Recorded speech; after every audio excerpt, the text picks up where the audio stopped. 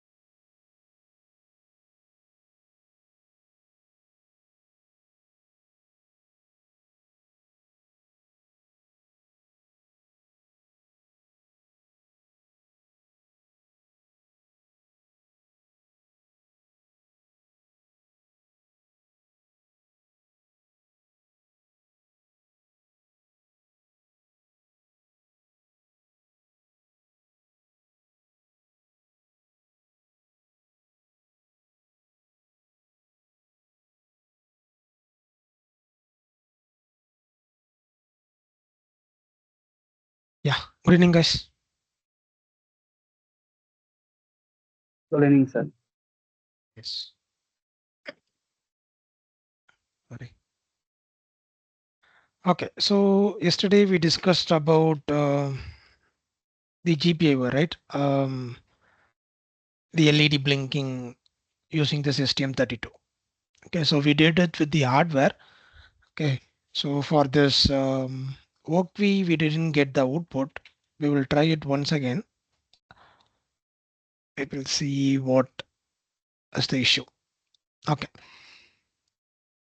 so device driver, I'm launching it. Okay, so those who don't have an hardware, um, just follow the steps what I'm doing right now. Okay. You can either use, there are two different STMs over here. One is this STM C031C6 and the next one is L031K6. Okay, both are M0 architecture only, so you can either use this L031 or C031 for this workview simulator. Okay, so that is your wish. Okay, so I'm going to create a new project for this particular nuclear board. Okay, this is what my nuclear board is. So I'm going to create an project like file new STM32 project. Okay,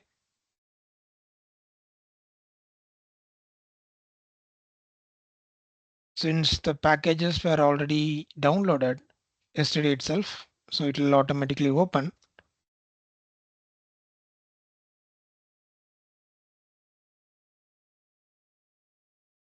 Okay, so yes, now I'm going to select this MCU or MPU. Yesterday we saw with this board selector, right? I will show you what is the difference between board selector and MCU MPU. MCU MPU is nothing but it's a microcontroller or microprocessor selector. Okay, this is for the board. If you choose this, you have to type the STM name. Okay, not the Nucleo name. The board is Nucleo, but the microcontroller you are using is an STM microcontroller. Okay, here if you search something like a Nucleo, it won't show. Okay, because Nucleo is a board, STM is the microcontroller, right? So here we need to type an STM. The name of this is an STM C031C6. So I'm just going to type STM32 C031C6.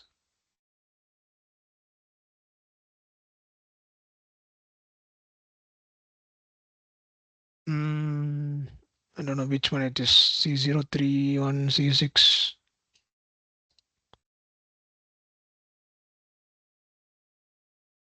Okay, this one. Okay, we have a nuclear board for that, right? So C1, C6, T6. I'm selecting this board. So whenever you are selecting microcontroller, once again I'll tell you, you need to give the controller name, not the board name. Okay. So click next. It will ask the project. I'm just going to give LED blink underscore workv. Okay. So it will initialize the IOC configuration, but there is a difference.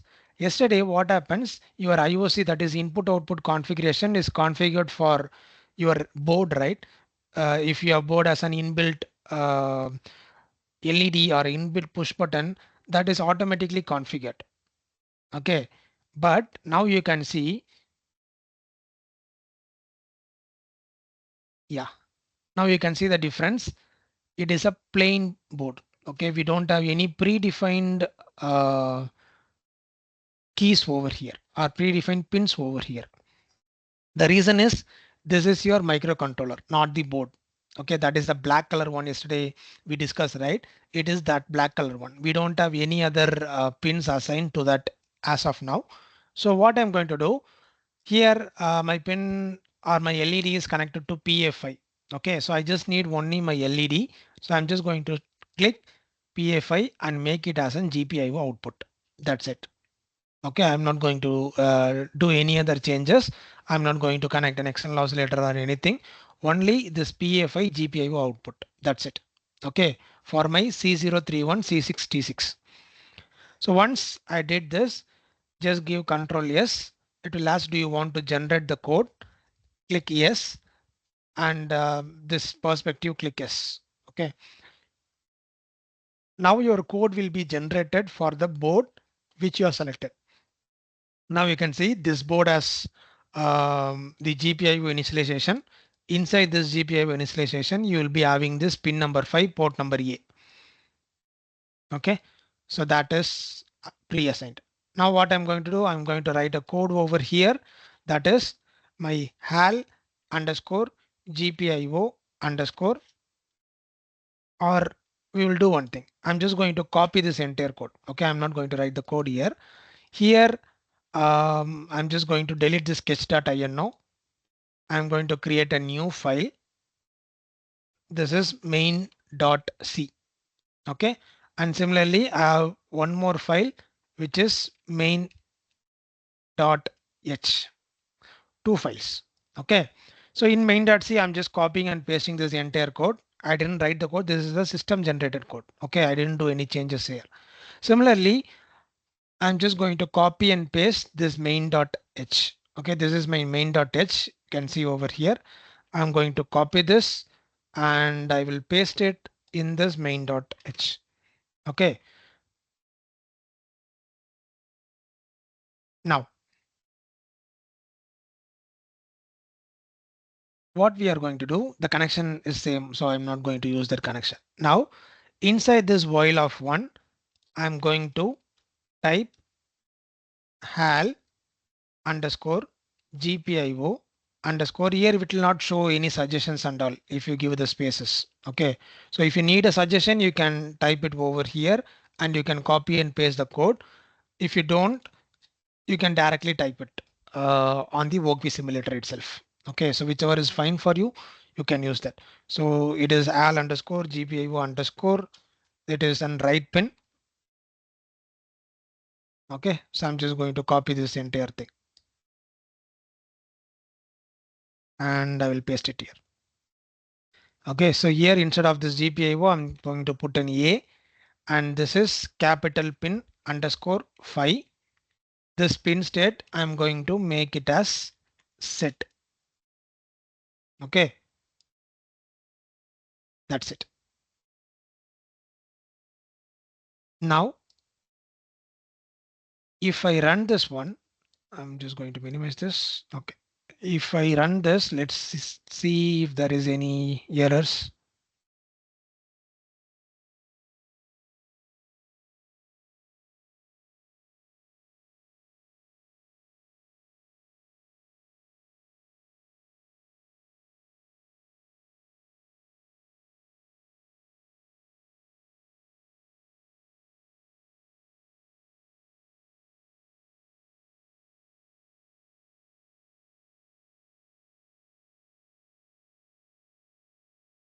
Yeah. So now you can see this LD4. This is your user input, which is constantly glowing because we just give only the set. Okay. We didn't give anything. Now, if I want to blink this LD4, what I need to do, I need to reset this. Okay. So I'm just going to put a reset.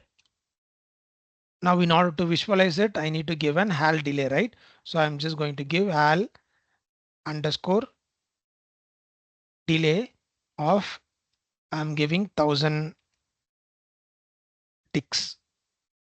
Okay. So similarly here also I'm just giving 1000. Now when I run this one, restart the simulation.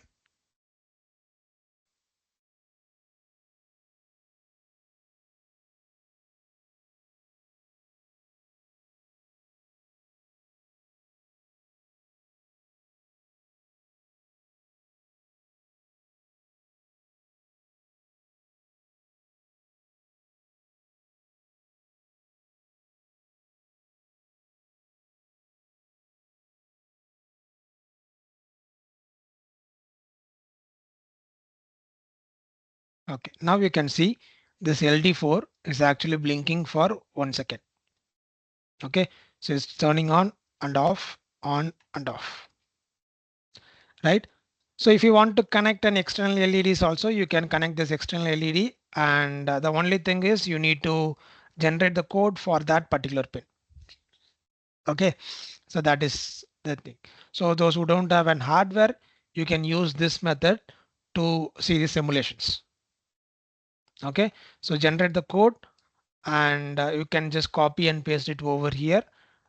You need to have a main.c and main.h. Okay, remember that. And after that, whatever the changes you need inside this while of one, that is your actual program, you can type it over here and then start simulation. Okay, so then it will automatically start working. Clear?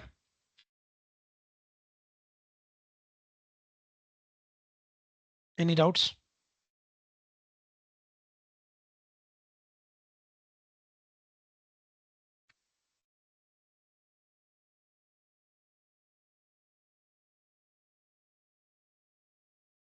Okay, so those who don't have an hardware, you can try this one,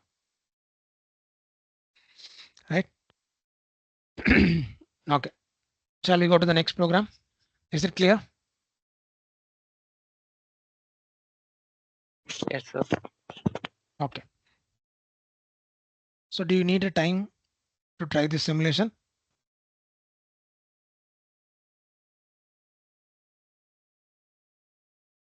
Anyone, or shall we go to the next program?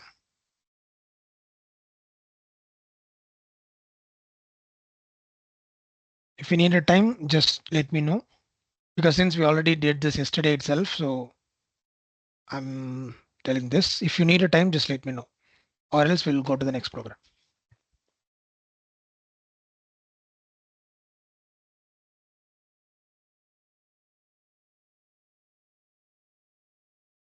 So no one need time. Okay. The next program is we are just going to connect multiple LEDs. Okay. We'll be connecting. So yesterday we saw only with this internal LED, right? That is PFI, which is already connected with your board. Now, how to connect with this external LED? You can use any of the pin, because all your 51 pins are input output GPIO pins only. Okay, you can use any of this pin for your general purpose input output. There is no problem in that. So you can use any of this pin. The only difference is you just need to configure it. Okay, so first I will do this for the board. Okay, then I will do this for the simulation. So for the board, yesterday we saw this with the board selector. Today I'm just going to work with this MCU MPU selector. Okay, so the board which I am having currently is STM32F334. This is the board I am having. Okay, so it is STM32F334 C8T6, I think. Yeah, it's C8T6. Okay, so this is the board I'm having with me. I'm just marked as a favorite. Okay, so I'm just clicking next. The project name, multi LED.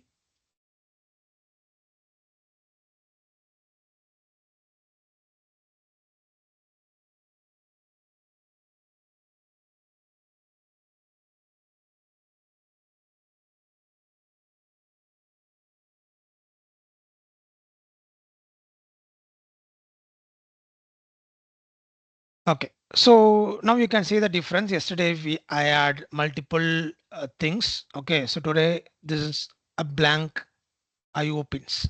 Okay, we didn't have any other configurations. Now, yesterday we didn't focus much on this input output configuration page. Today we are going to explore it more. Now this is my input output configuration page, right? On the left side, you can see there are something called as a system core, analog, we have a timer, we have connectivity, we have computing, and this middleware and software package. And some of you don't have this middleware and software package because if you haven't installed any middleware and software, or if it is not a predefined middleware and software, you won't find this one. Okay, but there is no issues. We'll be mostly working with system core, analog, timer, and connectivity. Only these four. Okay. Now we will explore one by one. First one is system core. Now system core is where you are actually going to configure your board like how your board is going to be behave. Okay, so that is what the system core is. Okay, so the first one is DMA. If you are using a DMA over here, that will be listed. And next we have a GPIO column. Then we have a watchdog timer, whether you need a watchdog timer for this microcontroller. Okay, if you activate it, then you will have a watchdog timer. Okay, then you need to give an prescaler for that. What is the value? Since it is an 12-bit timer. Okay, so we'll be having a value from 0 to 4095. Okay, that is 4096 value. You can change this value whenever you need. Okay, for this watchdog timer. If you don't need, you can just deactivate it. And the next one is NVIC. NVIC we already saw, right? And what is meant by NVIC? NVIC is an nested vector interrupt controller. Okay, so if you want to make any changes in the interrupt, I will tell you how to make this pin as an interrupt and all these things. Okay, then you will do this, whatever the thing it is. Okay, and the next one is an RCC. RCC is an reset and clock control. Okay, now here I'm going to do some changes. Okay, my high speed clock. Okay, in my board, I don't have any high speed clock. Okay, only this low speed clock I'm having in crystal ceramic oscillator. High speed is disabled in my board. Okay, so what I'm going to do is I'm just going to bypass this clock source for this high speed, and I'm going to make this crystal and ceramic clock for a low speed. So depends upon your board, you can either bypass, or if if you have an high speed external clock source in your board, you can just select that also. Okay, since yesterday I have shown right in that data sheet, we don't have an external high speed clock. Okay, here also you can see we don't have any external high speed clock. Okay, we have only the internal clock. Okay, so I'm just going to bypass that clock source, and I'm just going to make this low speed clock as in ceramic and crystal oscillator. This one change I need to do. The next one is system. This is on system mode and configuration. Here I'm just going to use the debug in the serial wire. Okay, if you need to use it for a JTAG 4 pin or a 5 pin, okay, or if you are going to use an asynchronous trace mode, then you can select it. Okay, so I'm just going to use an serial wire. You can select it, or you can just disable the debug if you don't want it. There is no issues in that. And time based source, if you are making any of your timer as your time source, then you can select it over here, or you can just make a system tick that is a default timer. uh, it is 2 power 24 bits of timer. Okay, system tick timer, which is available in your microcontroller. You can use this. All this information we saw in the first class itself. Okay, and then next we have a TSC mode, like how we are going to take this sampling signals. Okay, and this is again in watchdog timer mode. Okay, this one here, what we will mostly use this GPIO, DMI, and this is only these three things. Okay, now I'll tell you what happens if you given GPIO. For example, I'm selecting this PA5 as my output pin. Okay, GPIO output. Okay, this is an inbuilt one. Now, if I go to GPIO, now we can see PA5 is listed over here. Okay, not only that, if I want to change any of this pin configuration, this is an output pin. Okay, but in this output pin, if my what is my default output level, whether it has to be on initially or it has to be off. Okay, and similarly, whether I'm connecting it in a push pull mode or open drain mode. Okay, this I can select. And also, if it is in push pull, then whether I'm going to use it in a pull up mode or a pull down mode, or no pull up and no pull down mode. And also the speed, whether it is a low, medium or high. Okay, that I can able to select. And also there is an user label. For example, if it is something like an inbuilt LED, or let's say I'm just going to give green underscore LED. Okay, so that name will be listed over here. Okay, so in your program, instead of that PA5, you can actually use green LED. This is like an alternate name for your pin name. Okay, instead of PA5, you can use an green LED for any configurations. Okay, so that is what this user label is. So similarly, if you want, you can configure for any GPIOs which is available inside this board.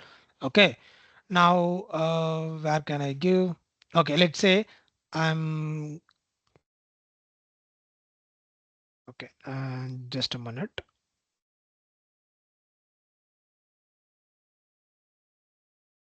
This is my user manual, right?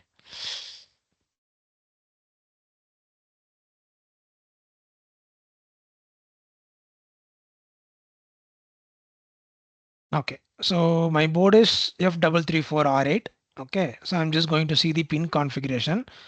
Let's say I'm going to connect PC5. Okay, I'm going to connect an LED to this PC5. Let's assume I'm going to configure this in my board. Okay, so where is PC5? PC5. mm,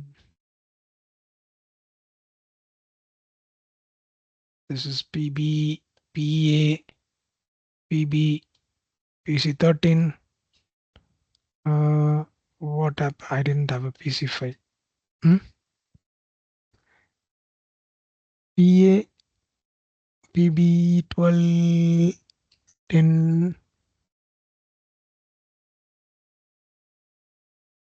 I think PC5 is already allocated somewhere.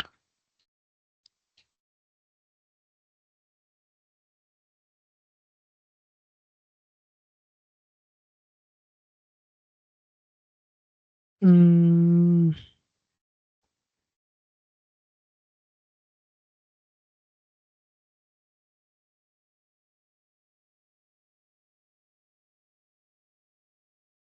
okay, probably PC5 doesn't have any connections, something. Okay, let's say I'm connecting to PB1. Okay, so which is present over here, this 24th pin. Okay, so this is my PB1. I'm just going to connect my LED to that one, external LED. Okay, so GPIO output. I'm just going to name this as an EXT LED. Okay, you can give any name for that. I'm just changing apart from this inbuilt LED, I'm connecting one more LED to PB1. So I'm just selecting it as an external LED. Okay, you can select any of this pin you want. And then once it is done, you can just click Control S and you can generate the code. Okay. So as of now, we have explored only the system core because for this GPIO, only the system core is enough. Okay. So in our next example, when we go for ADC, I will explore this. We will explore this ADC. Okay. And for timers, what are the timers available?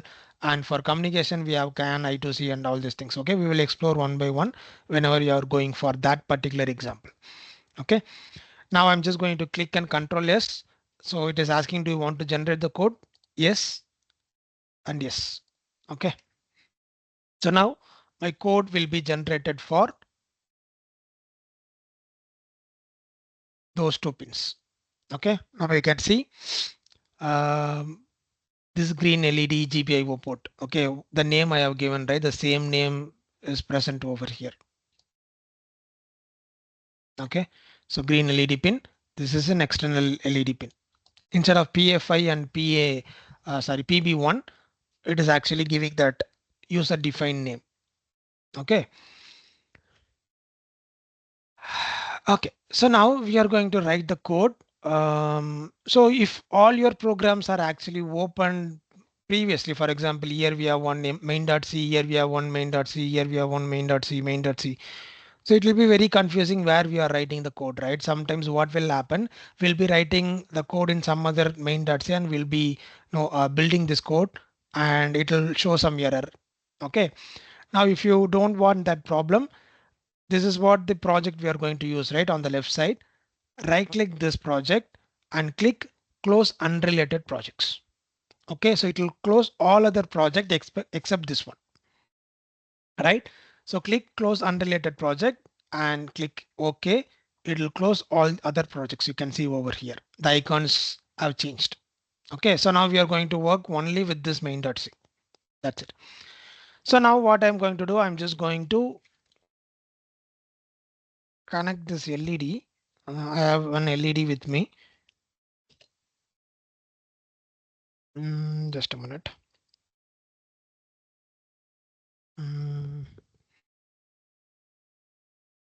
Anode and cathode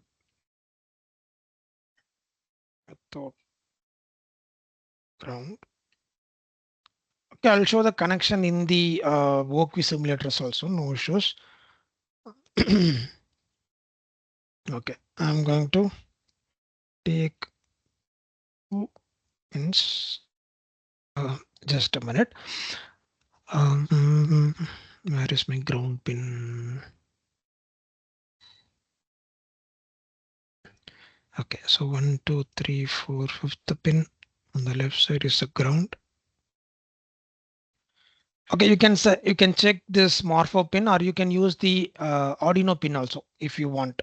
Okay, so both are going to do the same thing. So fifth pin, this green color is in one. Okay, I have connected with PB1, right? So PB1 is actually 1, 2, 3, 4, 5, 6, 7, 8th pin. So 1, 2, 3, 4, 5, 6, 7, and 8th pin.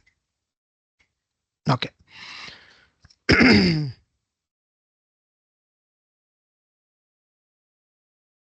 This is my ground. This is my LED.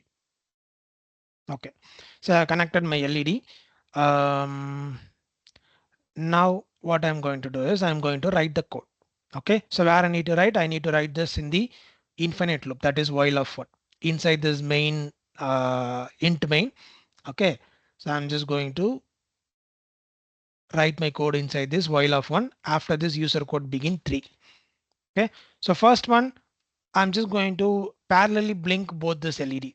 My inbuilt LED as well as my external LED both has to be turned on at the same time and turn off of the same time. Okay. So al underscore GPIO underscore write. Okay. So instead of, okay, what I'm planning is I need to turn on and off, right? Okay. So yesterday what we did, we use an GPIO write pin for set 1 second delay, then reset, then 1 second delay. Okay, we have used a write pin. Okay, if you want to toggle, that is way more easier than write pin. Okay, so that is actually we have something called as a toggle pin as an API itself.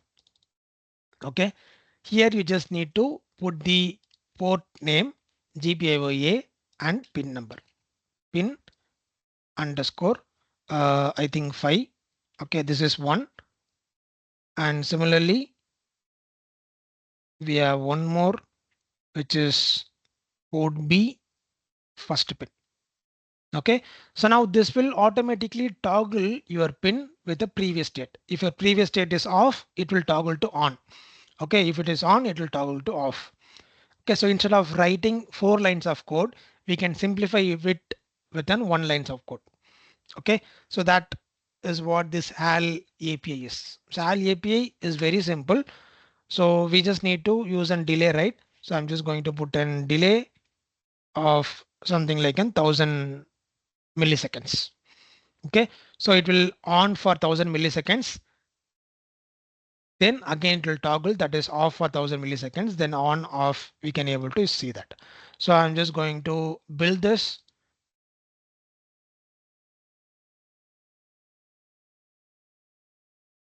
Okay, so there is no error and warning, right? So I'm just going to right click, debug as STM32 C++ application. Okay, I have connected my board already. So I'm just directly giving this debug as something. So connect your board and then click debug as and click OK.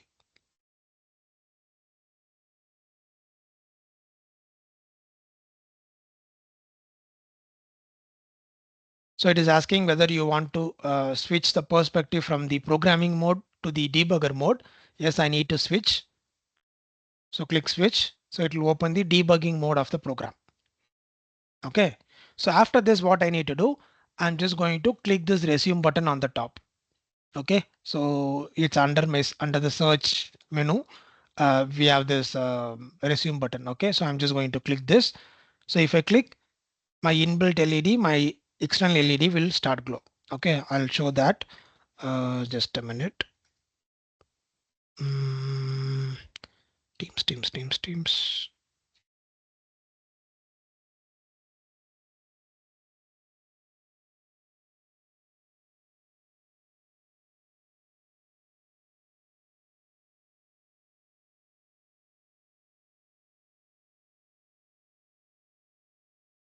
Okay, you can say this is my inbuilt LED. So it is just a minute. Okay, so it is on and off over here. You can see this is on and off. Okay, similarly, this is my external LED I have connected. Okay, so my external LED. So both are on and off at the same time. You can see my inbuilt LED and my external LED. So I have connected my external LED to PB1. You can see over here. This is my PB1. Okay, so this is my ground pin green color and this blue color is my PB1.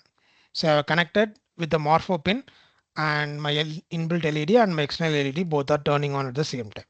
Okay, so now if I want it to alternately blinking, for example, I need inbuilt LED to on at the time my external LED has to be off. Okay, similarly vice versa. So what I need to do first, I need to terminate this.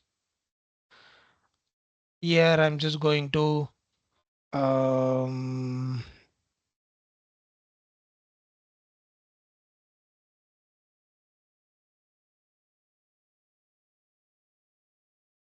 okay. So for that, what I need to do is before this while of one, after this al initialization and everything, here I have this user code begin, right? Okay. Initially, I need to set the state for this is actually toggle pin, right? If it is a right pin, you can set reset set. You can easily able to interchange it. But since it is a toggle pin, it will check the previous state and then toggle. Okay, so now I need to do the previous state. Okay, that is I'm going to write a code in this user begin. Um, Actually after this al initialization. Okay, oh, we have a GPIO also, right? Okay, give this after GPIO initialization because we are going to use in GPIO pins, right? Okay, after this initialization only your compiler know what is this GPIO is, what are the pins we are going to use. So after this GPIO initialization call, you need to use this GPIO pins. Okay, you can write it in any of this user code begin for your code, but the only thing is if you're going to use an al code, then your compiler needs to know what is mean by al. Okay, for example, if you're writing a code here, your compiler only check this al initialization at line number 74. Okay, so line number 68 it doesn't know what it means the al. Okay, similarly here line number So the, all 88. the initializations in that Yeah, halt int first, only. So we need yes, to give after that. yes. Okay, similarly if you are using an usart, then after this usart initialization function calling, then you need to give this usart program. Okay, so this user code begin to I'm going to write that is before this while of one. Let's say I'm just going to make this al underscore gpio underscore write pin of this pa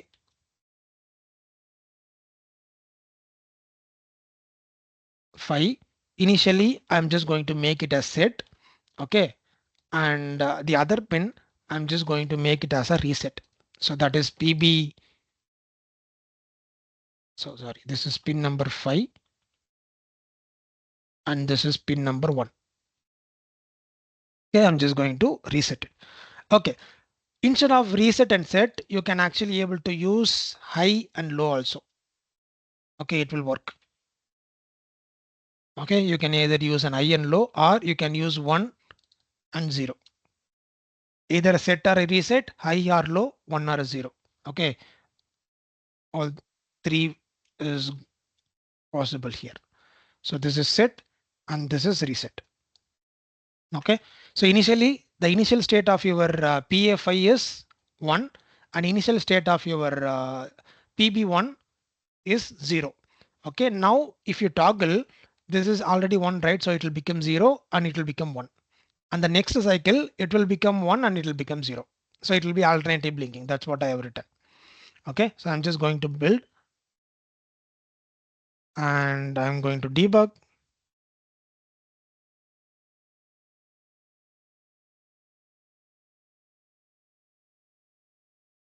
switch. Okay, so I'm going to click resume. So now you can see if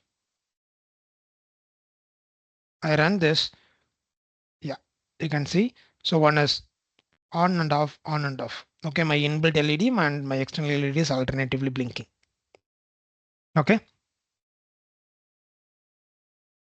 So I think Arvind, you are having an inbuilt 4 LEDs, right? So you can actually connect with 4 LEDs and you can alternatively blink it. Okay. Since I have only one, I'm connecting an external LED. If you have an multiple LEDs in your board, you can actually use it. Okay. So this is for configuring and using the multiple LEDs. Okay. Is it clear? Any doubts?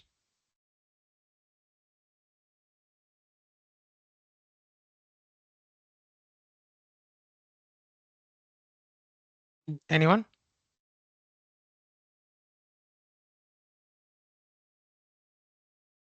Okay. So this is for hardware, right?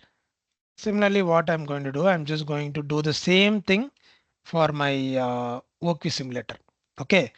So there is no need to copy and paste again and again. Do one thing, generate the code only once without any configuration or any program. Okay, so that's what I said. Uh, Without this program, just copy and paste this code I said, right? That is your empty code. Okay, you don't have any configuration or anything. The only thing is you need to you need to know how to configure this parameter. Okay, so if you are familiar with this, you can directly use it. Okay. Okay, what we will do, I will generate this itself. Okay, so again, file new R, I'll directly go to this workv page, this IOC.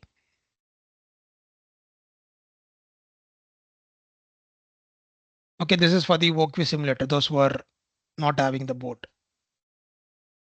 Okay. So here I already configured this PFI, right? Now I'm just going to configure this PB1 also within GPIO output. That's it. Okay, now I'm just going to control S, yes.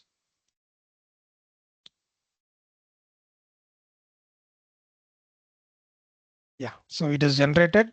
Now I need to open this main.c, copy, and I will paste it here. Okay.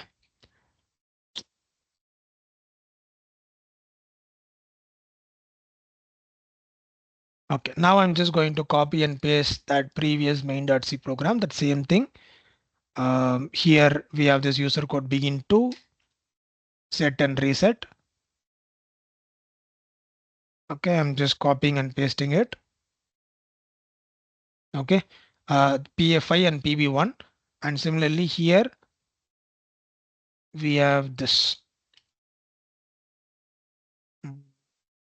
user code begin. Yeah. Okay. So these two I've just copied and pasted from the previous one. I need to connect this with an LED, right? So where is PFI? PFI is over here. Okay. Now I'm just going to take an LED and one resistor. That's it. So I'm just going to connect this PFI with my resistor. Okay. And I'm just going to connect it with my anode. So if you want to flip it, just click this icon over here. It will flip your thing. Okay. So this is one, and this has to be connected to ground. So where is my ground? This is my analog ground. Okay, this is my ground. So I'm just going to take it and connect it over here. Okay, so this is for my PFI. Okay, similarly, here I have PB 14, 13, 15, EFI, PB3, PB7. Is it PB0, PB13, PB14, 15, PB2? I think this is PB1. What is this pin? Okay, let's check. I'm taking in one more LED. Let's change the color of this to something like green. Okay, again one more resistor for PB1. I'm connecting this, and this is for the ground pin. So I'm just connecting this with the ground pin of that.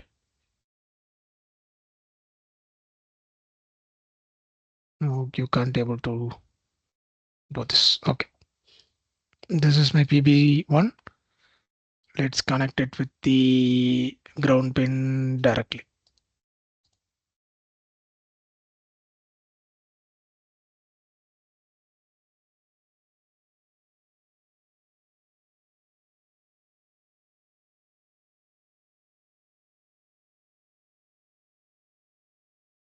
Okay, so this is done. I'm just exiting from the full screen, and if I run this, it has to alternatively blink.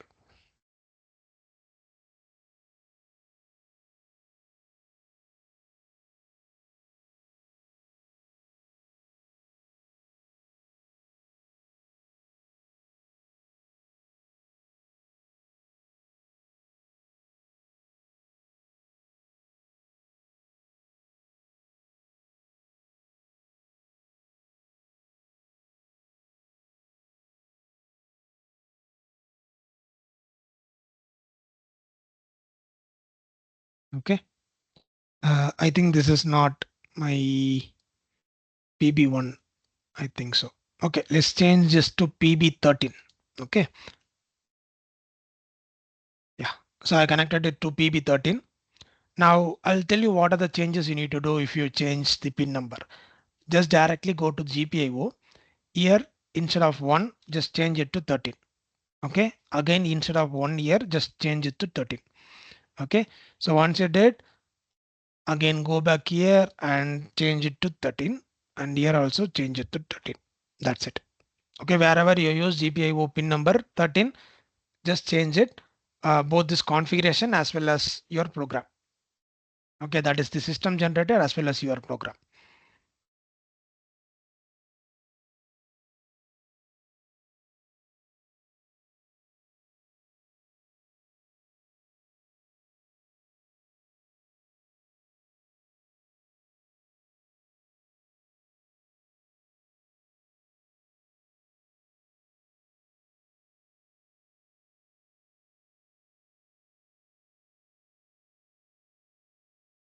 Mm, it is PB13 only, no? Polarity. Oh, okay, polarity I have changed it. Okay, plus and minus. Sorry, I just need to flip it.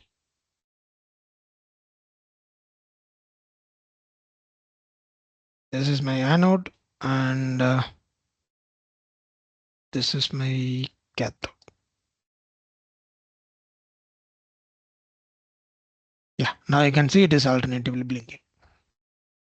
Okay, so similarly, you can connect multiple LEDs and you can just write this code. Only thing you need to change is inside this while of one. That's it. Okay, everything else will be generated by your STM itself.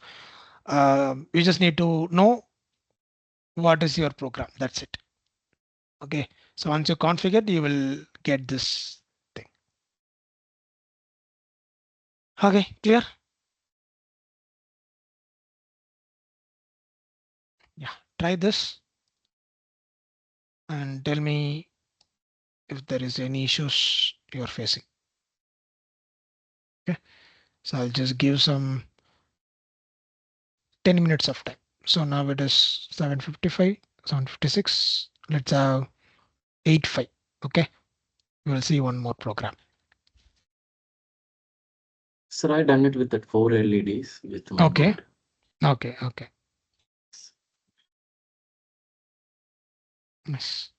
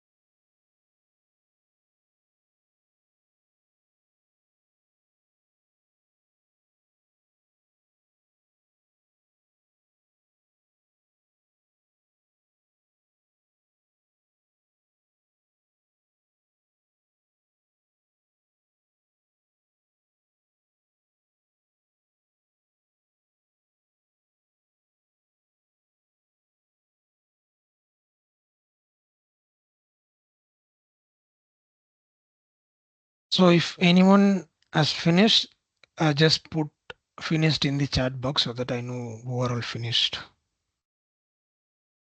And we'll go to the next topic.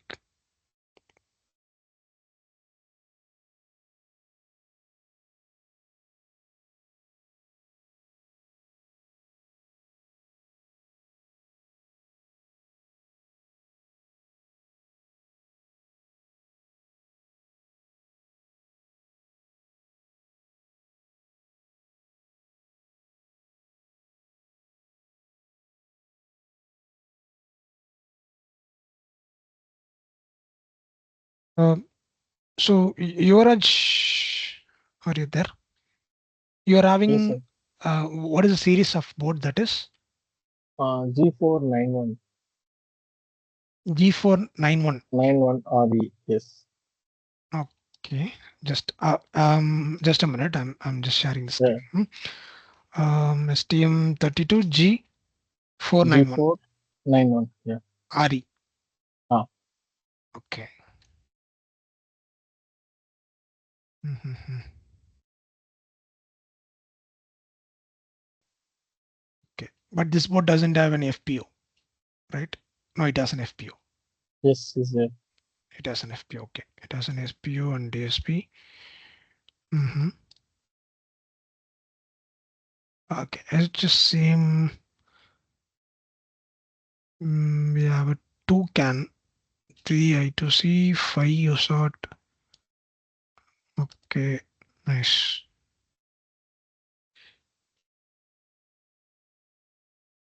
Is it USB-C type?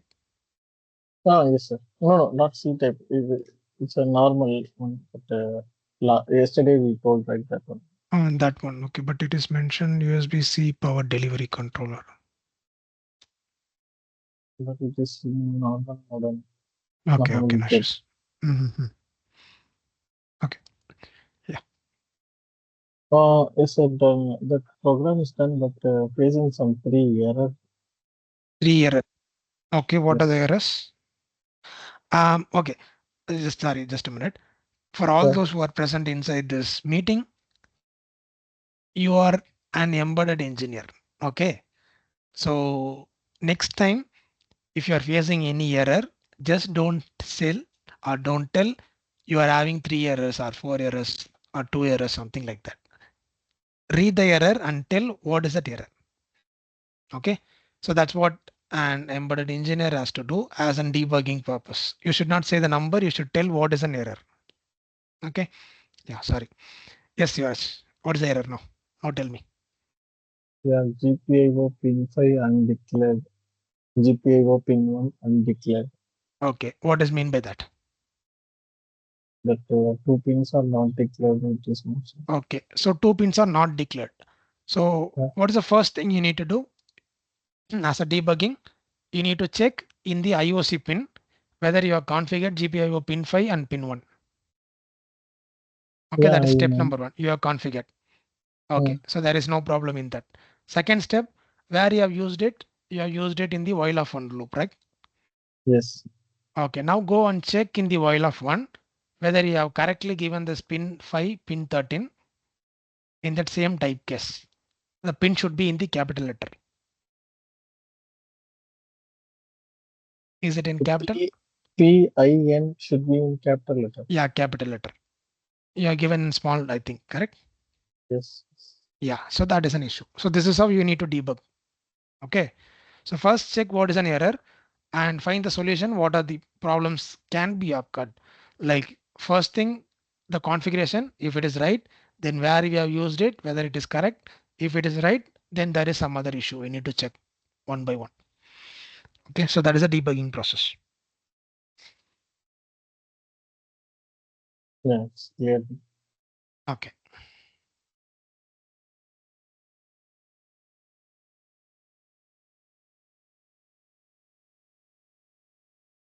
And I have some doubts into the configuration, IOC configuration. IOC configuration. Okay. What is the doubt? Yeah. In that syscon configuration is there. Hmm. So In that only time-based source only we are changing, right? Cystic only we No, want we to haven't change. changed the time-based source. It is still that same cystic. Yes, that's a cystic only. No, Hmm. no other changes is there. Yeah, as of now, no other changes. Once we are going for more programs, we will be changing some other pin parameters also. Okay. As of now, we didn't change anything in this. If you want, that means if you want to collect the data. So yesterday, I think Aparna asked one question, right? That the debugging process of JTAG and the Sager. Okay. Sager is actually using an inbuilt debugging process from your STM. Okay. So that debugging process is called as a serial wire process. SWC, we call that serial wire process. Okay. It is an onboard debugging.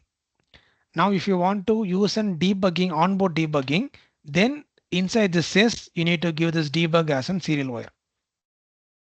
Okay. So you can directly connect to these two pins to collect the data from your board. So that is what this debugging is. If you're not going to use any debugging, then either if you select a serial wire or disable, there is no issues in that. Okay.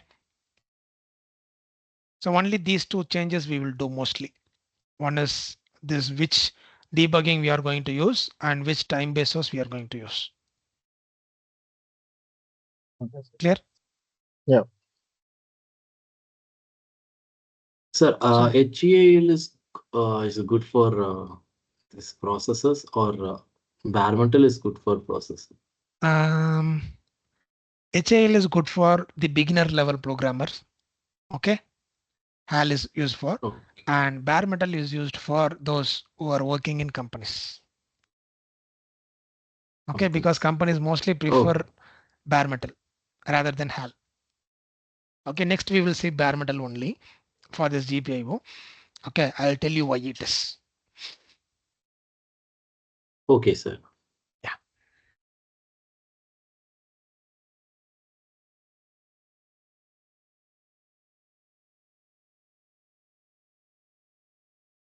I asked others to put those who are completed, just put completed in the chat box, but none of you have put anything. Are you still working in this?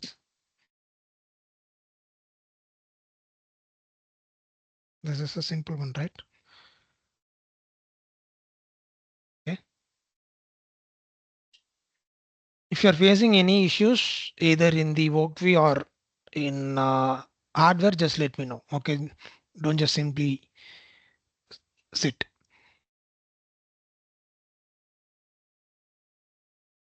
Sorry, I will open the code. Um,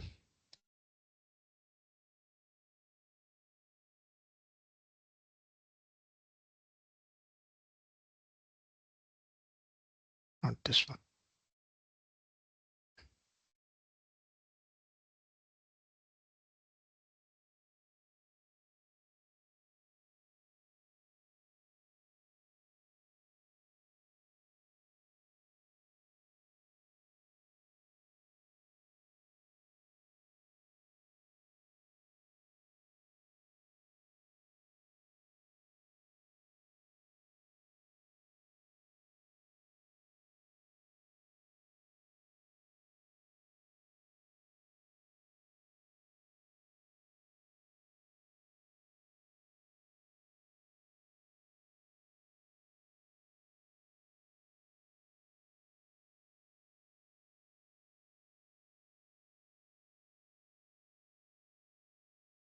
Okay. Bala, you are also using hardware, right?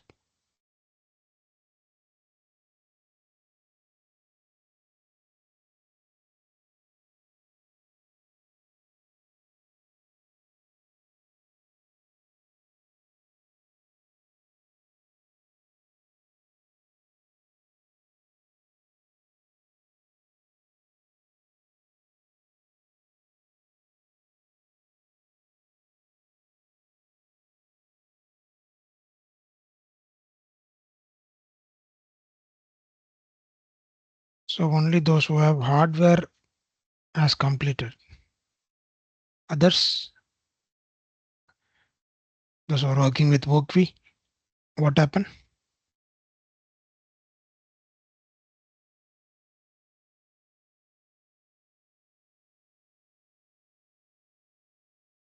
Who are there? The main file,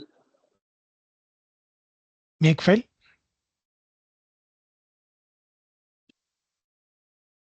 main data files. I didn't get you, Navin. What it is? Make file? You are facing an error. .h files. No, Okay. It's showing in the STM.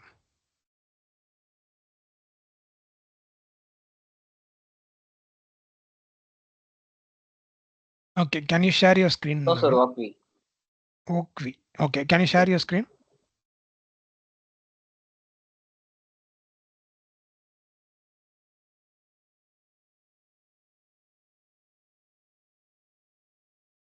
So this Aparna, Mohammed, Ajmal, Guru. What happened?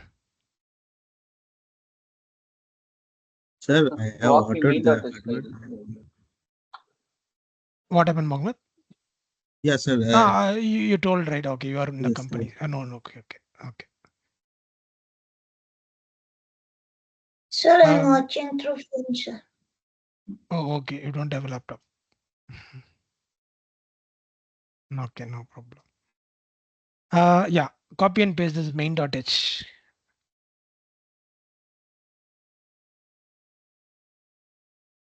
Go to your STM. Go to top. Yeah. Hold your control button and press this main.h.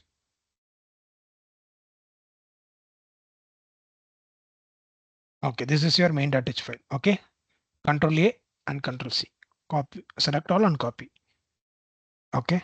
Copy. Wait. The code which is generated is for F series, right? You should not start simulated. It will throw an error. Close. That's what I'm saying. Yeah. The code is generated for the F3 series.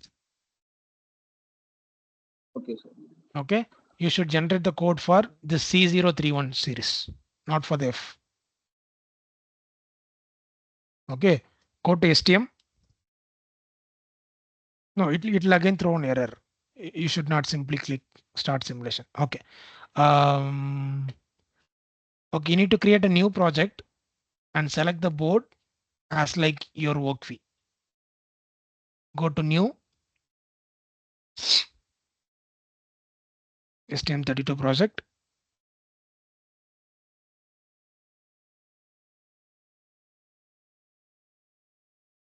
Okay, here not there. Select this MCU MPU. Type STM32 C031.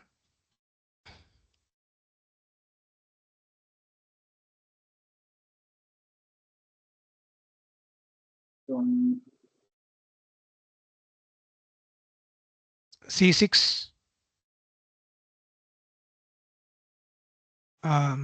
Yeah. T3. Not T6. I think T6 second one. Yeah. Click the first one. On the right side there is an thing, right? Click this the first one.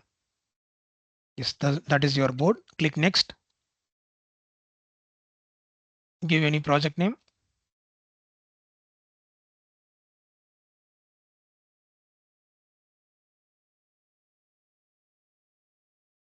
Okay, click finish.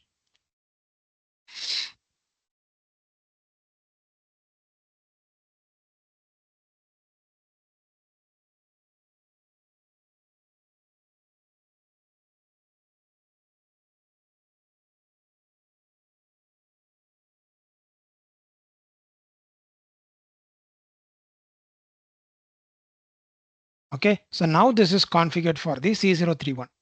Here as like what you did in the previous project. Configure the pin, generate the code and write the code, copy and paste and run. Okay. You should use the same board which is available in the workweek. Then only it will work. Okay.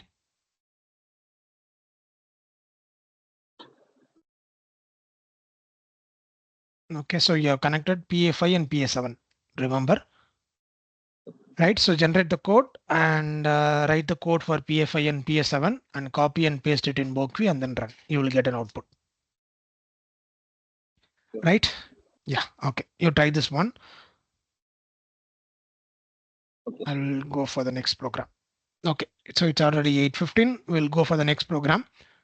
Now, so this is an HAL programming, right? It is very simple. Like even for the toggle pin, we have a single line of code. There is no need to write for even 4 lines of code. A single line of code is enough for the toggle pin. Now, is as like Arvind, I think Arvind asked this one.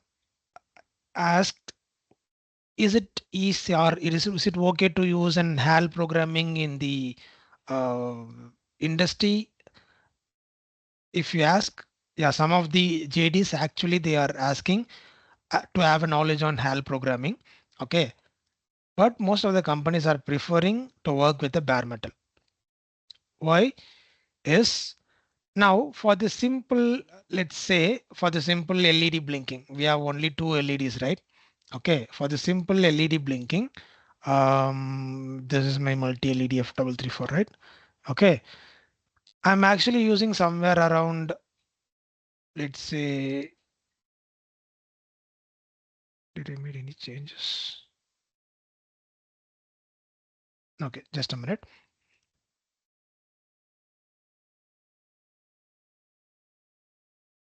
So once you start switching to this debug mode, your debug mode will tell you the details of how much lines of code has been transferred to your board and everything. Now you can see for this simple LED blinking, you are actually taking 7.88 KB size. Okay, from your board, which is very huge. Okay. Um, for you, it is might be very simple because we don't have no the KB size is very simple for us, right? As like we have a multiple or huge number of sizes in our phones and laptops and everything. But for your microcontroller, 7.8 KB is an huge size because you can see over here. This is my board, right? What is the flash memory size? The total flash memory size is 64 KB. Okay, in that for the simple 2 LED blinking, I'm actually occupying somewhere around 8 KB. Okay, so which is nothing but a 10 percentage of what my board is having. Okay, for the simple LED blinking, that much amount of space I'm occupying. This is very huge as compared to let's assume you are writing an code for some automotive industries, some automotive projects and all. There we will be using multiple sensors, okay, multiple lines of codes. We'll be using some communication protocol and all these things. Imagine the size of that code. Okay, that will be very huge. Okay, so for that, most of the companies won't prefer using the HAL. Now the question comes, why this HAL is taking so much amount of size? Okay, for this, all these APIs to be working, we have multiple include files. If you just open this on the left side include files, so you can see these are the header files we'll be using here. Okay, for all these things, these are the header files we'll be using. Okay, we don't want everything to be included in this program. For the simple GPIO program, we only require a GPIO.h header file and clock. Only 2 things. All other things we don't require. But anyhow, if the system is generating this code, it will automatically include all the header files, which is some cases it will not be necessary for us. Okay. So in order to avoid that, what we will do is we will go for a bare metal programming. In bare metal programming, we can actually able to select what are the pins I required and which register I'm going to change and all these things. Okay, so I have a control over the code. So that is what in bare metal programming is. Okay, as like what you studied in the PIC microcontroller, the same thing will be dealing directly with the registers instead of any API, right? So that is what we are going to see right now. So we are going to write the same code in the bare metal, that is LED blinking in the bare metal. You can see the difference, the amount of lines of code changes and everything. Okay, so in order to see that, if I just go to this, you can see my code is actually having 220 lines of code for simple LED blinking. Okay, now we will see what is the difference in the HAL. Okay, so before going to the HAL, I will once again tell you what are the steps we need to follow. First thing, step number one, you need to configure the clock pulse. Okay, so by default, we have a clock pulse of 8 megahertz for all these things. I'm leaving it as it is, but if you want, you need to change this clock pulse. That is step number one. Step number two, you need to select the pin. For example, here I'm just going to use the GPIO pin for PFI. So I'm clicking it and selecting it as a GPIO output. Okay, so that is the second thing. Okay, so once you did this, inside the program, you are writing what this GPIO output pin has to do, whether I need to set it or whether I need to reset it. Okay, all these things we will be using. Okay, so these steps we need to follow as like the same order in the bare metal programming. Okay, now for this bare metal programming, we required this reference manual, which we have downloaded earlier. Not this one. Where is this reference manual?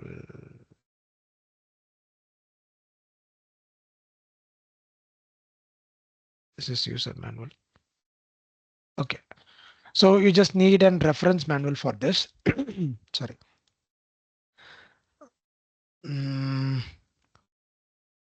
So this is STM32F334 or a T6 reference manual. Okay, so if you have your own board, you can select that as a number and download the reference manual. As I already said in the first class, you require a reference manual, user manual, and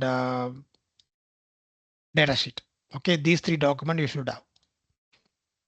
Okay, now this is what my reference manual is. Now this is one thing, right? Again, okay, I will open this reference manual in this one. Open with Microsoft Edge.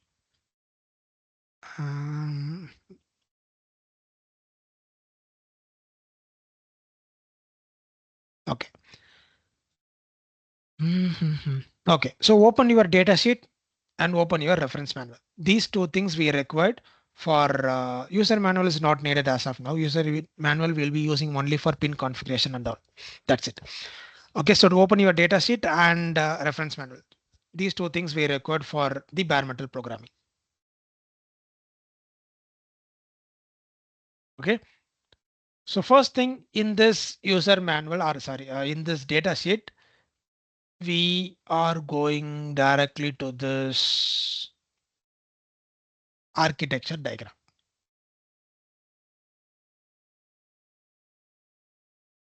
Okay, so this is my architecture diagram. Can't able to write it. Okay.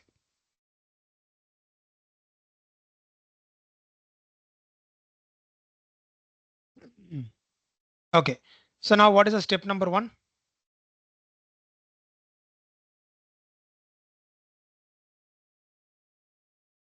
What is step number one?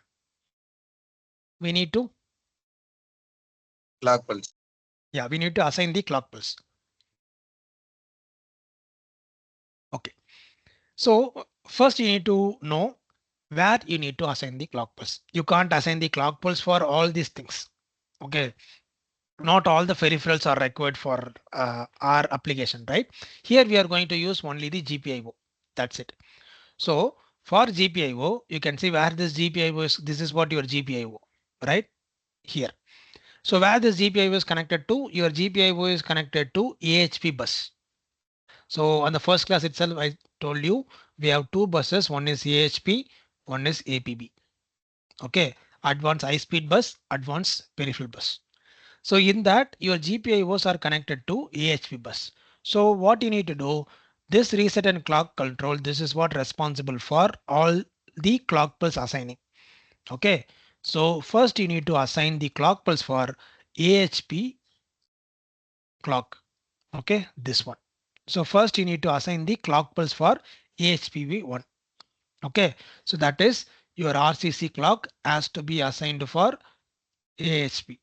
This is your step number 1.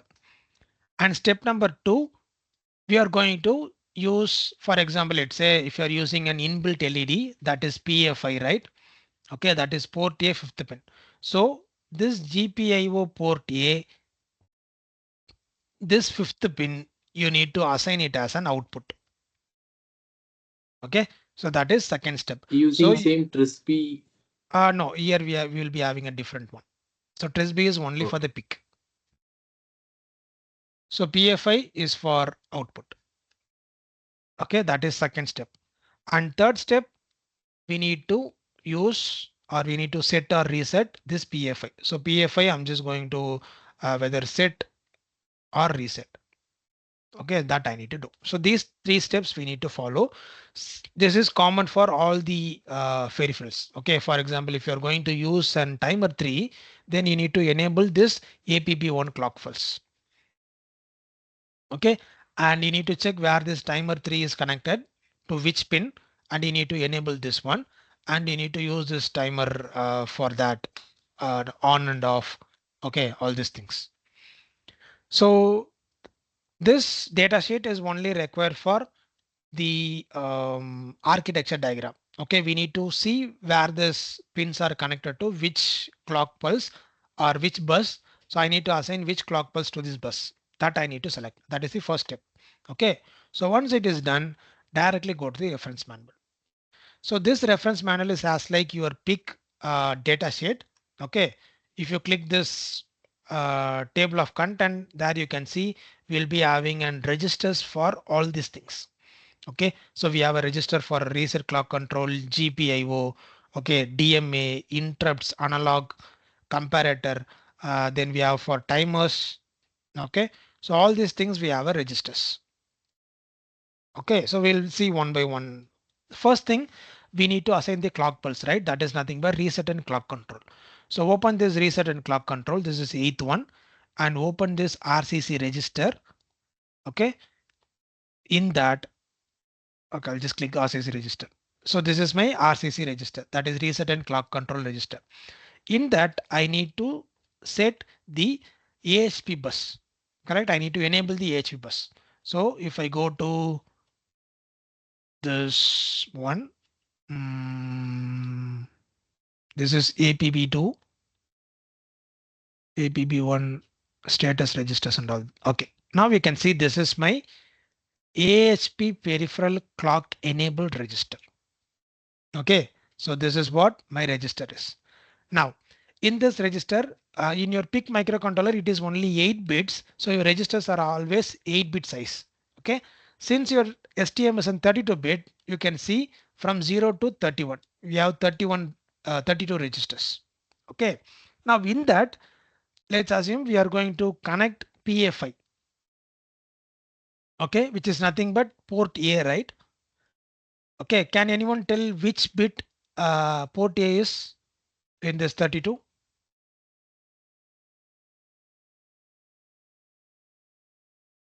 17. Yeah, so here you can see this is input output port A enable. This 17th bit. Okay, so we need to enable this 17th bit. That means you need to set this 17th bit in order to use this port A. Okay, that is step number 1. Okay, I have enabled the clock register. Now, inside this port A, I'm going to use the 5th pin alone, right? I'm not going to use an entire port A. Only this 5th pin I need to use. So for this 5th pin, whether I need to use it as an output or input or I'm going to use it for an analog purpose, okay, that I need to set. Okay, so for that I need to go directly to the general purpose input output, the ninth one. So if I open this general purpose input output register, okay, this is my general purpose input output register mode register. Okay, I need to select which mode I am going to use. Okay, so here you can see start from mode 0 to mode 15. We have 16 pins. That is nothing but port A 0th pin to port A 15th pin. Okay, so here we are going to use port A 5th pin, right? That means this is what my port A 5th pin is.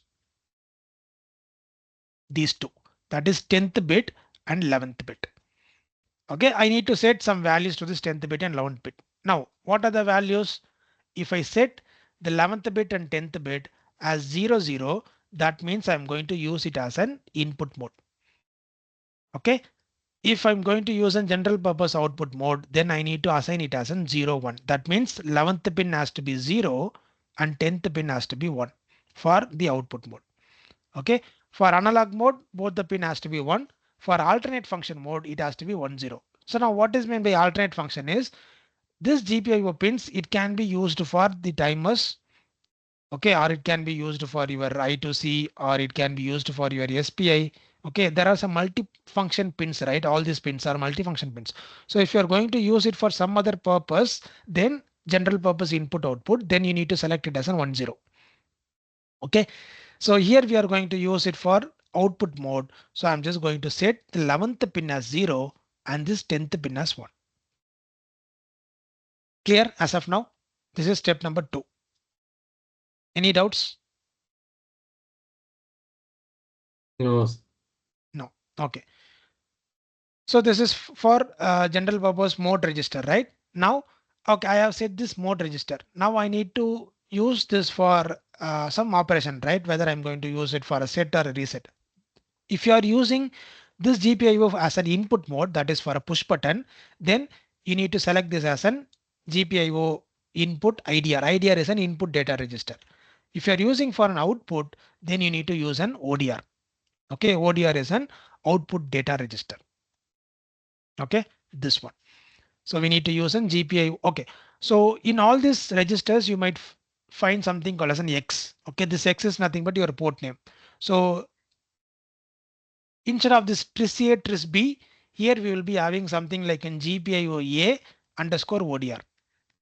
This X is nothing but the port name. Okay. Now here we are using pin number 5, right? So I just need to set this 5th bit as 1 for turning on. If I reset this 5th bit, it will be turn off. That's it. Okay. So these 3 things we need to follow for blinking the LED. Okay. Clear? Okay. So we need to write the code for this. I'm just going to close all the projects.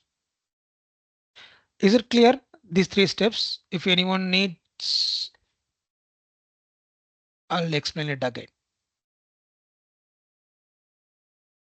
Does anyone want me to explain it again?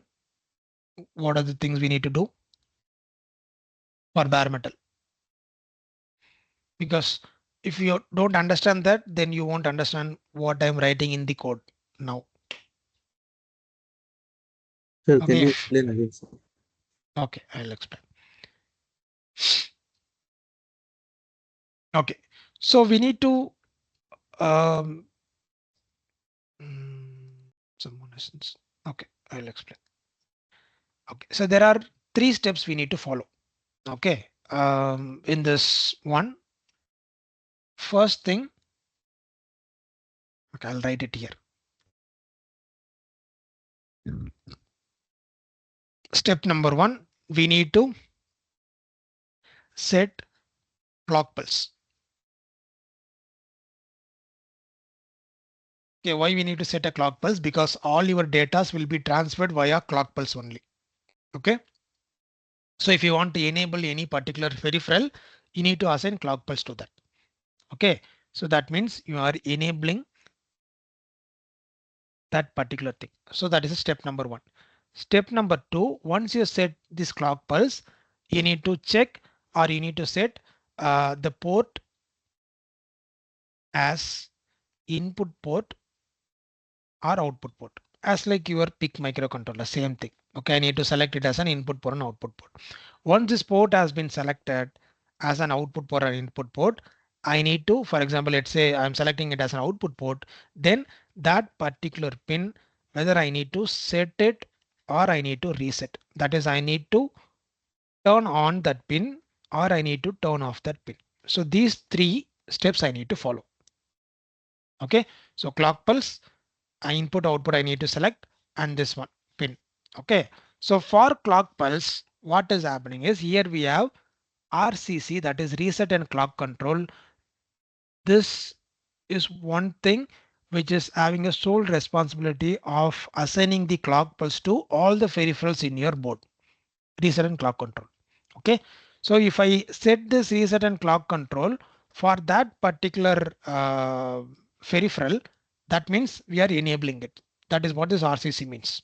Okay, now for this I need to go to the data sheet. Data sheet. Okay, in the data sheet, this architecture diagram, I need to use an GPIO port here, right? So GPIO port is actually connected to AHP encoder or AHP bus. Okay, so I need to enable the AHP clock via this RCC.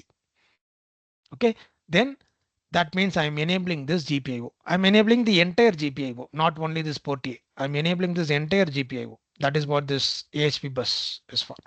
Okay, so I'm just assigning AHP via this RCC. This is step number 1. Once I did, I'm going to tell which port I am going to use. Okay, that I will select in the AHP one. Okay, once I selected it, whether I'm going to use that pin as an input pin or output pin. For example, if you are using an PA5, so I'm just giving, I'm just, it is not showing.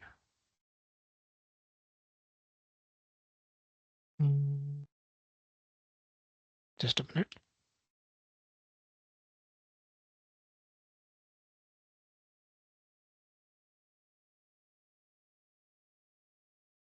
Okay, so whether I'm going to use an PFI as an input or an output. Okay, I'm going to use it as an output, right? So I'm just going to set it as an output. Then I'm going to set a reset that I need to do.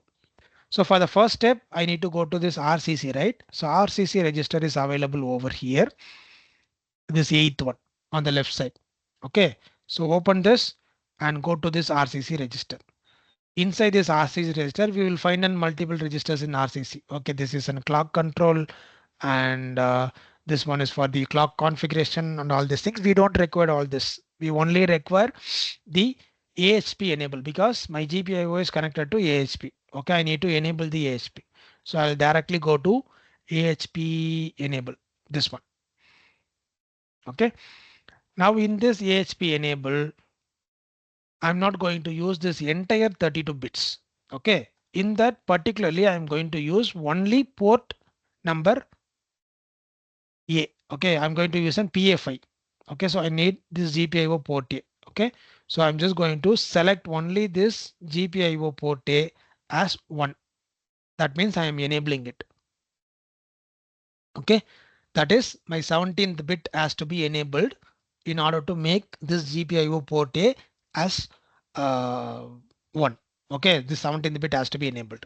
This is step number 1. Okay, second step, I need to go for making it as an input or output, right? So that is actually comes under the GPIO. So I'm directly going to this GPIO register now.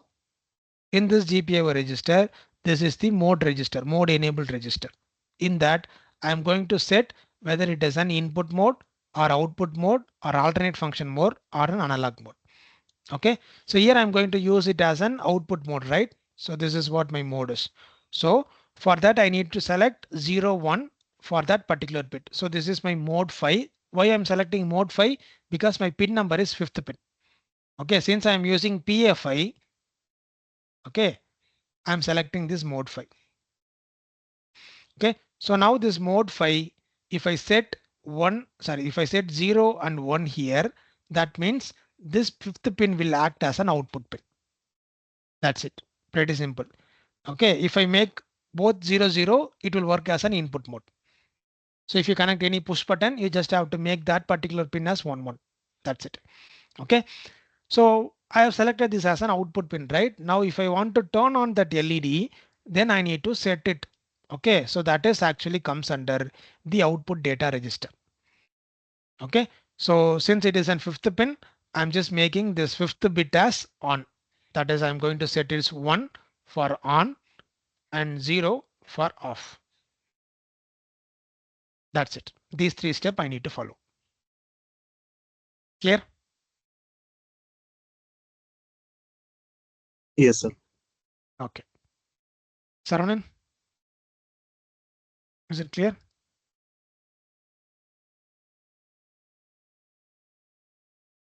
Sir, Yes, Aparna. what difference will it make, sir, whether we are using APIs or through bare metal? Yeah, that I will show. Okay, now after this code, I'll show you. Yes, sir. Yeah. Okay, so here I'm just going to select the STM32F334, or I have already marked as a favorite, so I'm just going to click it and STM32. Yeah, this one. I'm just going to click next. Project name, I'm just going to give LED bare metal.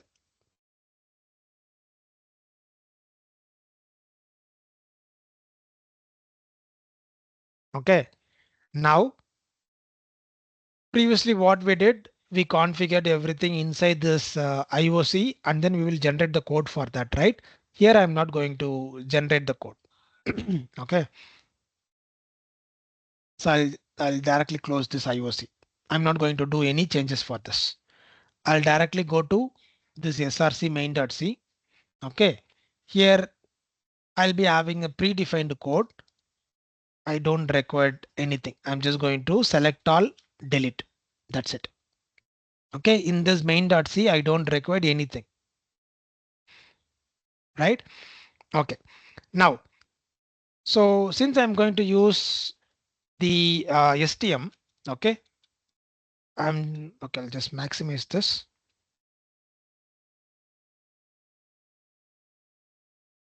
I'm just going to include that particular header file only. Okay, F334X8. Okay, just type and give control space, it will fill up for you. So if you are using some other board, like if you are using an F407, just type STM32 F407 and just give control space, it will fill up for you. Okay, and if you are using something like an C0 in the workview simulator you are using, okay, just give hash include STM32 C031 is C031, right? Mm,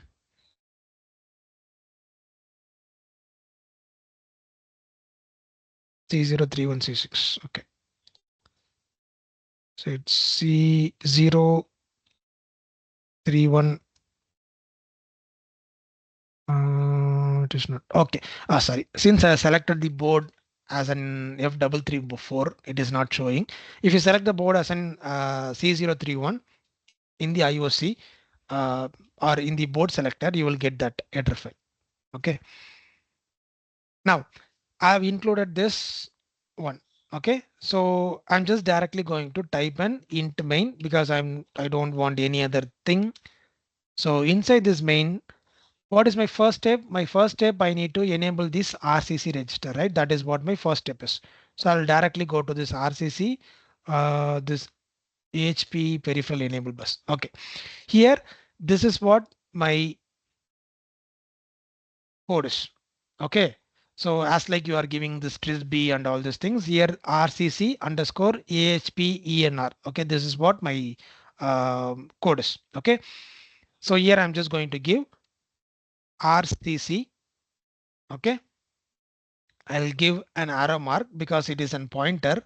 So if I give an arrow mark, it will show all these available RCC pins. Okay, here I'm just going to use an AHP enable register R. Okay, so this is what I'm going to use. Okay, so which pin I need to enable? I need to enable the 17th pin, right? So what I will do, I will just do an R operation equal to 1 left shift 70. Okay, I'm just making this 17th pin as an 1. Okay, so left shift to 17 times. This one has to left shift for 17 times. So that's what I have given. That means what will happen? This particular 17th bit will get 1. That means I am enabling the port A.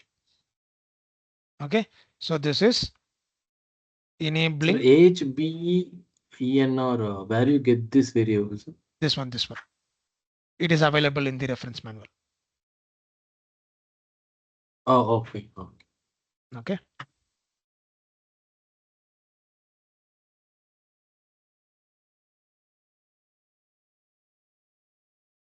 Okay, so this is enabling GPIO A clock. Okay, so this is step number 1. So next step number 2, I need to select the mode. Okay, whether I'm going to use it as an input mode or an output mode.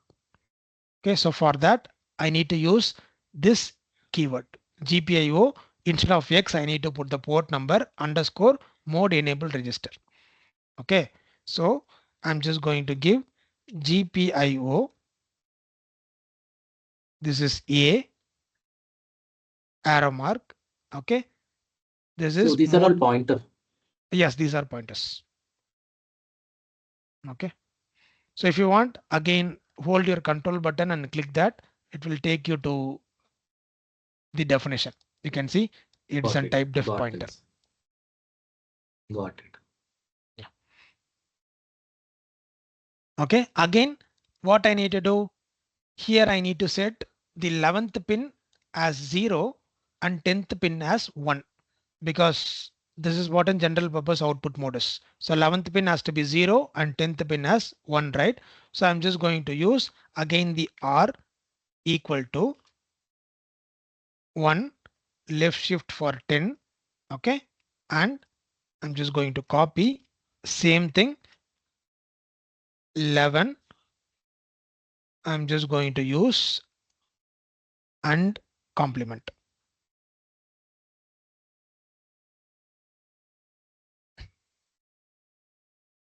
Okay, so this is setting 1 for bit 0 and this is setting 0 for, sorry, this is bit number 10. This is for bit number 11. Okay, why it is bit number 10 and 11? Because I am going to use this mode 5. Why mode 5? Because pin number is 5. That's it. If you are using pin 10, then you just need to set this 20 and 21st pin. Okay, so depends on which pin you are using. You just need to set that particular pin. That's it. Sir, Okay. by default, if the all values are 0, right? Yeah. So for 11th bit, no need to give 0, no? No, for example, if you are already have some program inside this microcontroller, if you make this 11th pin as something like 1, if it is previously set, then it will become some other values, right? So it is Okay. safe to put 0 all the time. Okay. Yeah. So how to make sure all are zeros? We just have to initialize it to 0 Okay. at the beginning. That is the only way. So if at the beginning it is 0, then no need to set 0, Yeah, no, no need to for set 0 for all these things. okay, sir. Yeah. Okay. So till now clear for everyone. So I have set the clock pulse and I made this GPIO pin as an output pin by assigning 1 and 0. Okay. So after that, we are going to write our actual code. Our actual code is nothing but it has to run inside an infinite loop. Okay, so what I need to do, I need to toggle the pin, right? So I need to turn on, after some time I need to turn off. Okay, so what is the bitwise operator we will be using for toggle? Which bitwise operator we use? XR. Yeah, so we need to use an XR. Okay, Bitwise XR. yes, bitwise XR. So what I need to do is I need to directly go to this output data register. This is this ODR. Okay, I need to set this particular fifth pin with an XR of 1. Okay, so what is the name? Name is GPIO. This X is nothing but the A. Then I'll be having this ODR. Okay, so GPIO, sorry, GPIO A, and we have ODR. Okay, I'm just going to put an XR equal to of 1 for the which pin number? Pin number is 5. Okay, because it is PA5. Okay, I'm just going to make this fifth pin, okay, in the XR. I'm going to do this XR with 1. If it is 0, it will become 1. If it is 1, it will become 0. That's it. Okay, so after that I need to use some delay. So delay, we need to generate the manual delay here. Okay, so for that you can create something like a delay function. So we can put something like an 500,000. Okay, this we need to calculate for an exact 1 second delay. Okay, with your clock pulse and everything. Your clock pulse is actually 8 megahertz. So we need to calculate for one instruction cycle, and then you need to calculate what it takes for an 1 second. Okay, so that is an huge step. If you want an accurate 1 second delay, we need to make it as a calculation. Okay, or approximately put some number, no issues. So this is an function, right? We need to write an function definition for that. So I'm just going to put an void delay of let's make sure it is something like an unsigned integer 32 of time. I think time is an inbuilt keyword. I'm just going to use um, t. Okay, so now inside this t, I'm going to use an for uint 32 I equal to 0 to I less than t I plus plus. I'm just going to give an semicolon over here. Okay, so what will happen until from 0 to until it reaches this 500,000, we'll be inside the same loop. Okay, so it is actually going to generate some manual delay. Okay, so this we already did in our PIC microcontroller, I think so. No, PIC microcontroller has an inbuilt delay, right? Build delay. Yeah. Inbuilt delay. Okay, so we can actually generate our delay by using this. This is one method for using the for loop, or you can put something like an while of this t minus minus semicolon. Okay, so this t will be keep on looping. For example, start from this 500,000 to until it becomes 0. So once it becomes 0, this while loop will be false, right? So it will just come out. Okay, so you can either use this line or you can use this one. Okay, both are fine. Okay, so this is what the code for your LED blinking. Now we can see if I delete these spaces and everything, okay, you are actually having somewhere around 22 lines of code. That's it for LED blinking. Initially, what happens? You have somewhere around 220 lines of code in the HAL programming. Okay, so we have actually reduced it like, no, I'll say some 10 times of the lines we are actually reduced. So that is the advantage of bare metal. Okay, so after writing the code, I'm just going to build this where it is. Yeah, this one.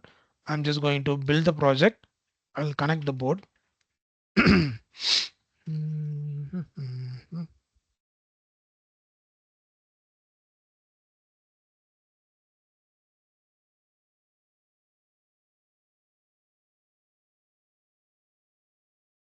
Okay.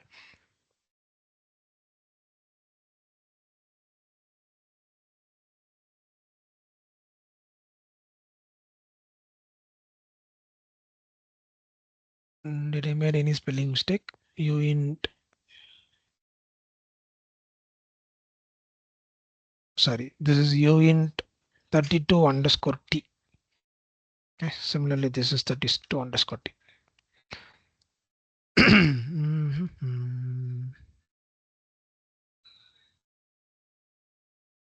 Okay, so there is no error and warning, right? So I'm just going to dump this code, debug stm. Okay.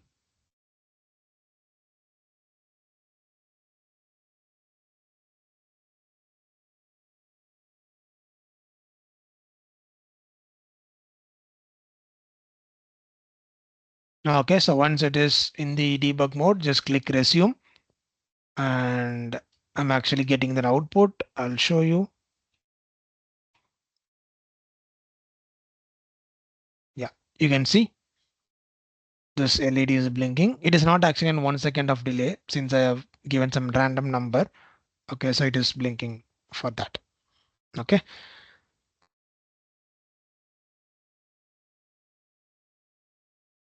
So this is what a bare metal programming is. You can just simply copy. I'll tell you, there is no need to change anything here. Just simply copy and okay, I'll just open a new project. This is my new project, right? I'm just going to rename it as main.c. Okay, let's say I'm just going to paste it. Okay, here instead of this stm32f, I'm just going to give c031 double x. Okay, that's it. If I click start simulation,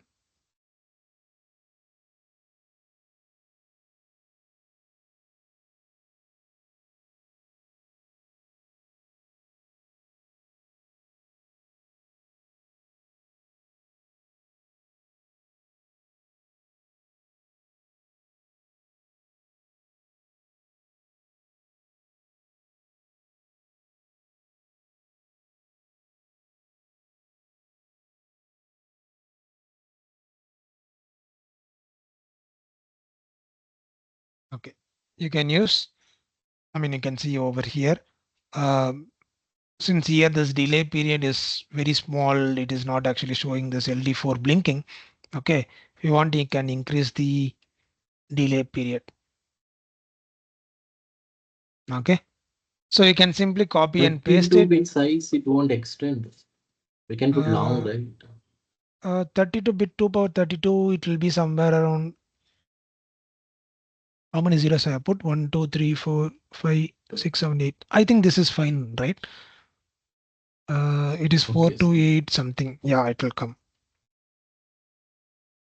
It's an unsigned int only now, so we'll be having a maximum of 1, 2, 3, 4, 5, 6, 7, 8, 9.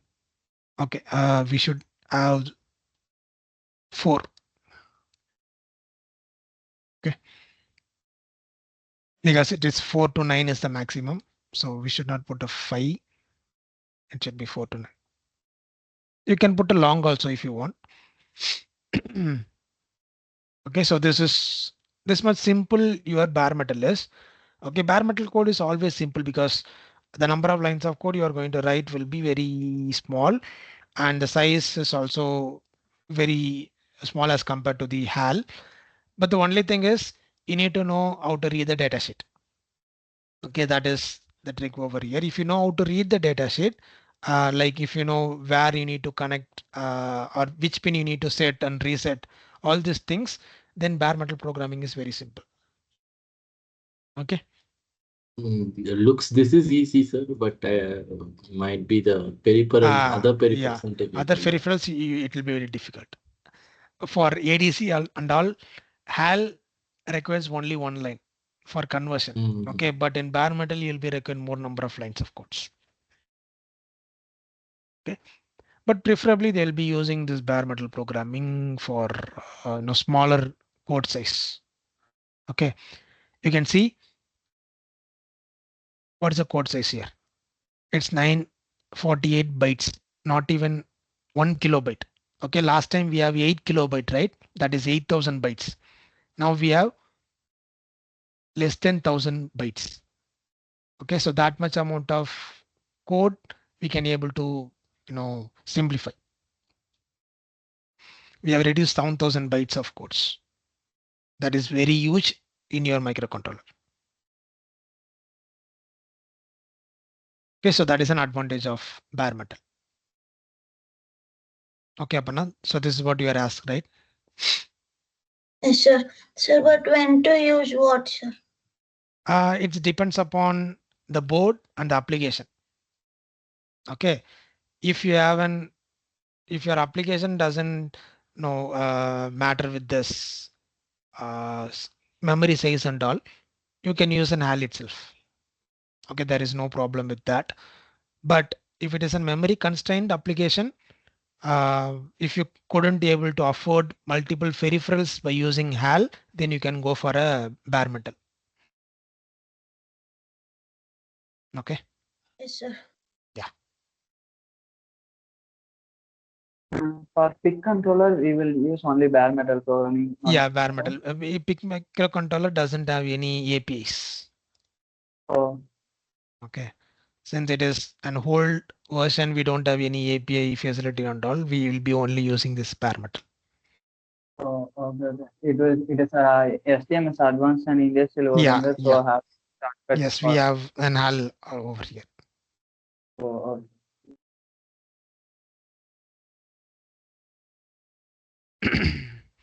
Okay, so copy this code and try it. Yes, sir. This, can you share the steps only in the group? Snap, Which steps? I mean, not this steps. Like how to write this bare metal. You've given some short step written somewhere, right? Okay, the page number 1. This one. Yes. Okay. I also take some. No, this is only for the GPIO. Okay. For some other program, this will get extended.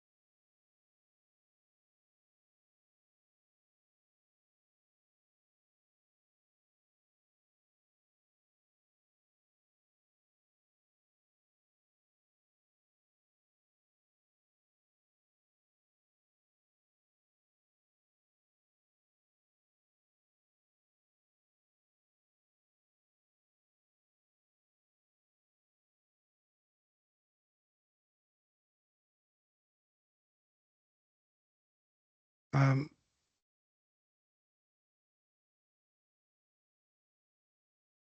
okay.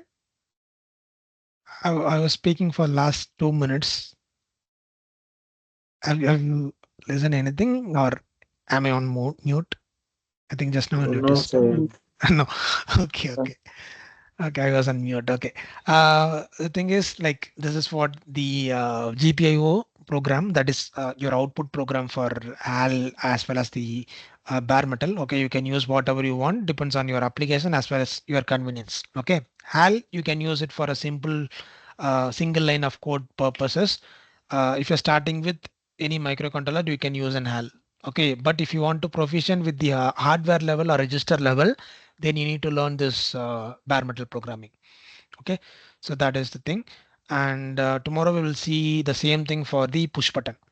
Okay, we'll see a single push button, multiple push button, and bare metal for the same thing. Okay, yeah, we'll see tomorrow.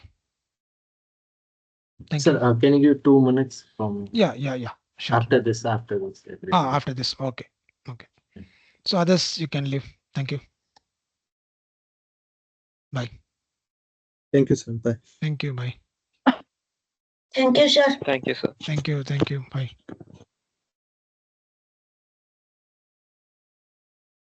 Sir, I just want to share one. I just share my screen. Okay, just a minute. So,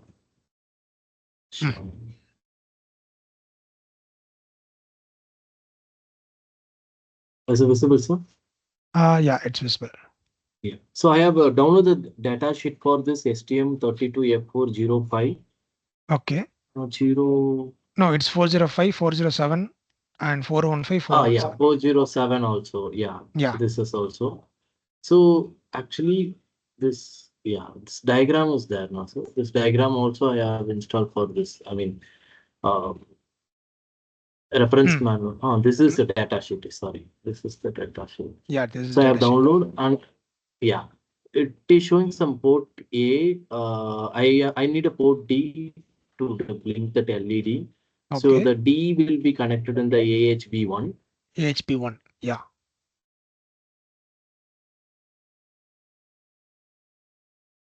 Yeah. So now I need to go and Yeah, in your find RCC, here as you a need to RCC clock enabled RCC. register. Yes, AHP1 enable register. Okay, sir. But I don't have till IH port. I have till D port only. Why is showing this much port? FGH and all. Maybe for the other configurations. FGHI, is it not showing there in the data sheet? Data sheet. I mean, the reference manual. Can I just go? 1 second. This is the confusion I'm getting. Okay, so the last one, whatever the registers details and all, it is a reference manual. Yeah. Okay, and this architecture diagram, that is data sheet. Okay, now go to RCC register. This is your EHP1 enabled register, right? Okay. Yeah, it is one, sir.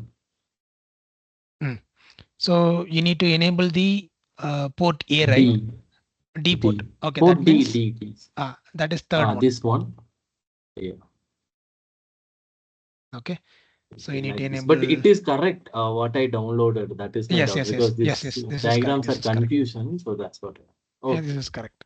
I don't know about this one. Can you just scroll up? Yeah, 40XX. Yes, correct. Okay. Yeah, this is also fine. So, look, something different. This is. Yeah, since you have a more number of pins and sensors and all these things, so it will be different. Okay, sir. I'll Okay. get output. Okay. Thank you for that bare metal. Yeah. Sir. Thank you. Yes. Thank you. Okay. Yes.